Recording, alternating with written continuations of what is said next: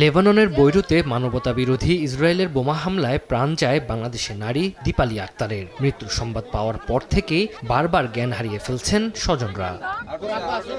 ছোট বয়সে মাকে হারিয়ে হতদরিদ্র পরিবারের সচ্ছলতা ফেরাতে ২০১১ সালে ১৮ বছর বয়সে লেবাননে পাড়ি দেন দীপালি আক্তার।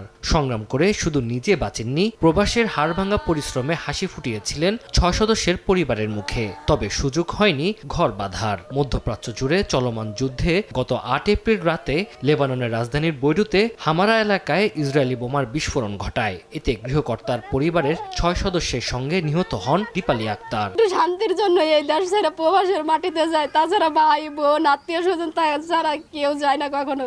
সরকারের কাছে দাবি, আমার মেয়েটা আমার কাছে দেখুক, তবু আমি এক নজর দেখেছি।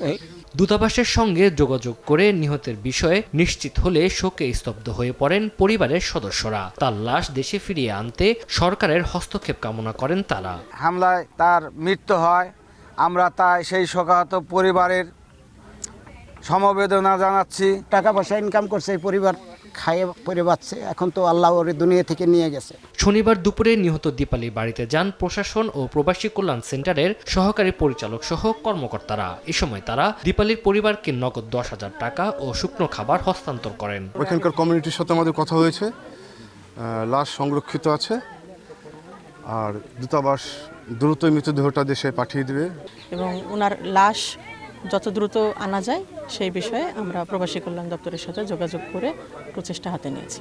নিহত দীপালি আক্তার ফরিদপুরের চরভদ্রাসন উপজেলার পূর্ব মুন্সিরচর গ্রামের মোফাজ্জল শেখের মেয়ে। ৩ বোন ও ২ ভাইয়ের মধ্যে চতুর্থ সন্তান ছিলেন তিনি। সময় সংবাদ, ফরিদপুর।